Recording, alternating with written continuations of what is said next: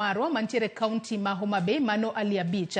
Oyawre Ali Abich ka intiere kaunti ma Homa Bay okinyi ma kawuono inyalo nyiso ni nyaka sani bende jatend piny Kenya William Ruto osechopo kono. To jo Homa Bay oikore yo machalo nade mar rwako jatend piny Kenya e kaunti ma Homa Bay odiochieng' ma kawuono Abich.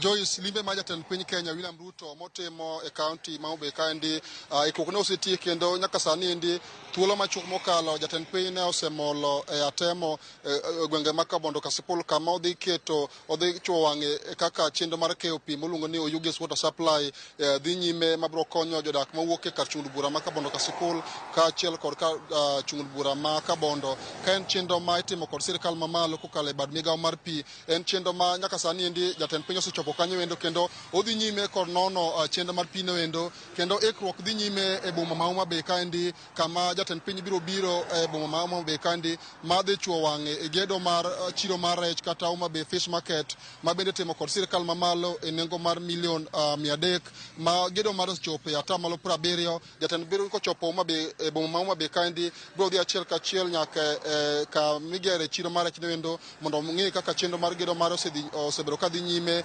Bang' mano endo biro bedo kod twak kod jopiny e boma ma Homa Bay kaendi kapok owuok achiel kachiel ka odhi e gwenge mag Rusinga mano Mbita kama odhi chuo wang'e e gedo mar Rusinga Ring Road kata apaya maduong' maluoro gwenge mag Rusinga ma bende piny owacho mamalo timo e nengo mar bilion 2.5 kendo en chenro ma kotieki to biro konyo ahinya to jogo eko manie chula Rusinga mosebedo ka ywago rach mar apaya. Mopore kod mano Sharon Joyce en jatend piny kotieko chenro mar ng'iyo chenro mag dongruok mopore Homa Bay kaendi to biro dhi achiel kachiel e gwenge mag Magunga kama odhi chuo wang'e e nyasi maduoko erokamano ne jatend migawo mar omenda John Mbadi ka chenro ma kamano biro bedo e chiro ma Magunga kar chudo bura ma Suba South kendo mano ema biro tiyo godo limbe mare mar tich e kaunti ma Homa Bay kaendi kapok odhi e kaunti ma Siaya chieng' makiny. En mor mara mar bedo kod mokum jopiny e kaunti ma Homa Bay kaendi e geno margi ma gin go kaluwore kod limbe ma jatend piny. Ibo chago nyingi tikiso kaka un jodak ma Homa Bay kaendi gin geno mane ma un go kaluwore kod limbe ma jatend piny Kenya William Ruto timo e kaunti ma Homa Bay ka odiochieng' ma kawuono. Geno ma wan go warwako ker matek nikech en ker mosebedo ka en kodwa nikech kaka noyiere cha the first county manodonjo ne en Homa Bay ka. Koro wagone erokamano kuom biro developments waseneno ka timore madongo along the beaches. Mar ariyo dwa kwero kama odhi e koro Kabondo atemo wan gi water shortage. Ineno ka atemo chiegni gi chiro moro miluongo ni Ringa. Tiyudo ka Ringa ok yud pi to Oyugis ema yudo pi.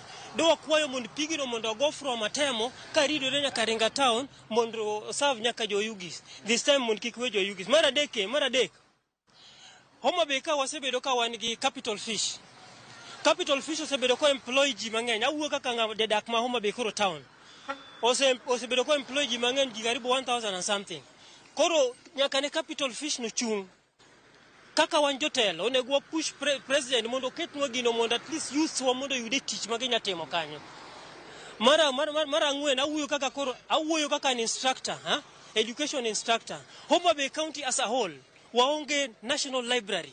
Magi makelo issues. Waneno kaka sani wan gi Tom Mboya University, wan gi TVET, wan gi secondary schools mang'eny. Koro dwa kwayo mondo wabede gi national library. Kama nyithindo nyalo biro at least ka gin e holiday, they can engage themselves. That's a resource center, kata an ICT hub. Otherwise, ago erokamano. Erokamano ahinya chakane gi nyingi tinyiso ni kaka in jadak ma Homa Bay kaendi geno mane ma in go kaluwore kod limbe ma jatend piny Kenya motimo odiochieng' ma kawuono e kaunti ma Homa Bay kaendi. Erokamano ahinya. An Timothy Amuka, jadak ma Homa Bay town. Ang'iyo weche adek ma nagombo ahinya ni mondo mi ker mondo mi ong'inwa ahinya. Wach mokwongo en wach mar nam mar Homa Bay. Nam mar Homa Bay e Kenya ka wantiere gi over 80% mar coverage mar pi manitiere ka. Nambwa ni nyalo ndiko ji. Emomiyo ne wagombo ahinya ni tend migawo mar fisheries mondo mi ochiernwa wach mar nambwa ni. Mondo mi jowa wabed gi nweng'o maber, especially joma tiyo wach mar nam. Sani yudo ni rech odok piny. Awagombo ni mondo mi wabed gi yore mag lupo manyien kendo mondo mi jowa manitiere wach mar nam ni mondo wabed ni wanyalo keto economics mag nam obeni jowa nyalo meyo godo. This is our ma e ginene marwa maduong' mogik, ma yuto marwa maduong' mogik, ma pod yudo ni jowa okose dongo ahinya e wach mar nambni. Wang'iyo wach mar Mbita, wang'iyo Sindo, wang'iyo wach mar Homa Bay ka wadhi nyaka Senye mwalo.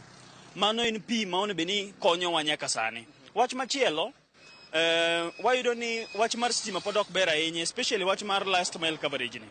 Kidhi yo Lambwe, idhi yo Suba mwalo kocha cha. Pod yudo ni wach mar stima pod ok ber ahinya. Awagombo ni mondo mi stima odonj nyaka e kor gwenge. Last mile ni wagombo ni mondo mi obed gi impact ahinya nyaka mwalo.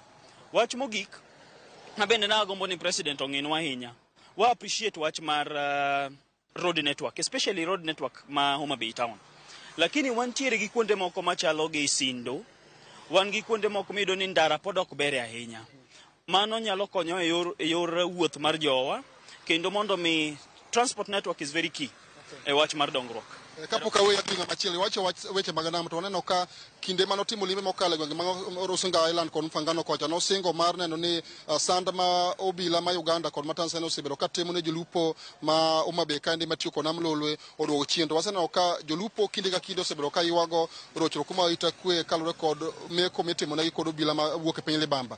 Bende neno ka jatend piny oseketo lai makare maneno ni arita nam obedo makare kalore kod okenge ma oketi mag arita kwe mar konyo neno ni jolupo sende mag dhi kod chenro mag lupo to giyudo arita makare mok chandgi kaka osebedo kitimo negi kod obila moko piny Libamba.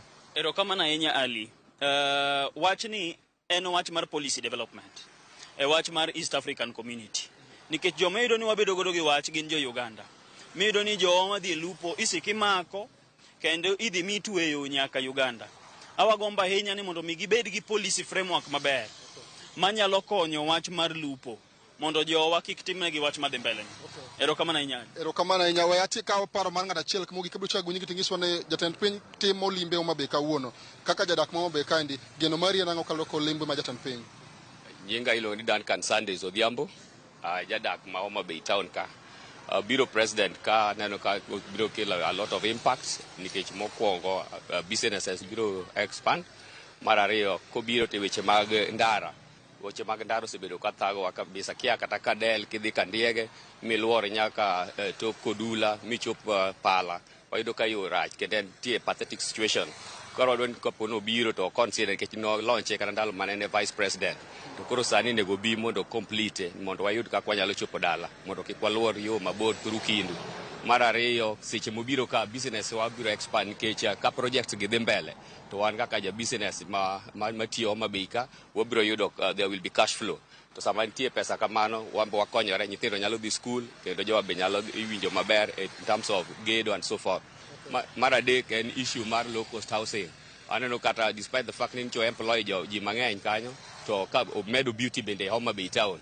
Koro wambo akwama na president through Bwana Omolo gi the Minister for Finance Bwana Mbadi ni ka gibiro to gigoye wang'gi e tok got kanyo gine makonge ni SDA charge bende wambe gi parwa sama gibiro. Kapok idhi mano wang'e ni nitie chenro mag dongruok mopogore ma jatend piny osebedo ka timo Homa Bay kaendi. Bende na ka gin chenro mag dongruok manyalo konyo loko ngima jopiny to bende ka gichopo ka nikech wacho kuom ranyisi yo mawuok Kanyadhiang' kod Kadel en yo mana jatend piny oketo mise mar chako gedo mare kinde mane jatend piny to nyaka sani ndi yono pok oger. Bende no ka chenro mag dongruok mopogore ma osebedo koyango Homa Bay kaendi dwaro nitie mondo mi otiegi piyo mondo jopiny oyud konyruok margi.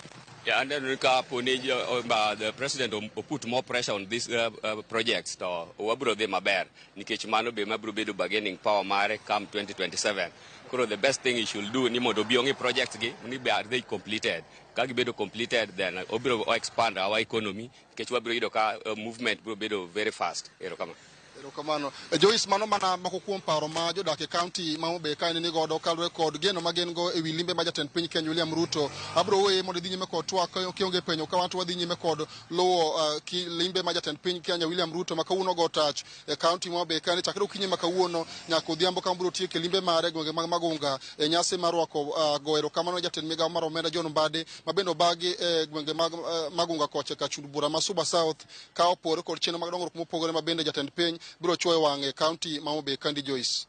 Erokamano inyali abich ka intere kaunti ma Homa Bay owinjo kanyo geno ma jodak e kaunti ma Homa Bay nitiere godo odiochieng' ma kawuono ma jatend piny Kenya William Ruto biro bedo katimo limbe mare kaunti ma Homa Bay kaachiel kod gigo ma degigom ni sirikal otimnegi. Kata obedo ni kawuono to nitiere chenro mopogore opogore ma jatend piny Kenya biro bedo ka yango e kaunti ma Homa Bay. Lunwa mana chenro ma kamano kalore no bobedo kwa tudre kodi e weche mamoko mag odiochieng' ma kawuono mondo ilernwa matut kama jatend piny Kenya osechope e limbe mare e kaunti ma Homa Bay odiochieng' ma kawuono. Nyakwar Muge Jwang' mana kaka iwinjo kanyo, jo Homa Bay oikore yo makare mano ne rwako jatend piny Kenya William Ruto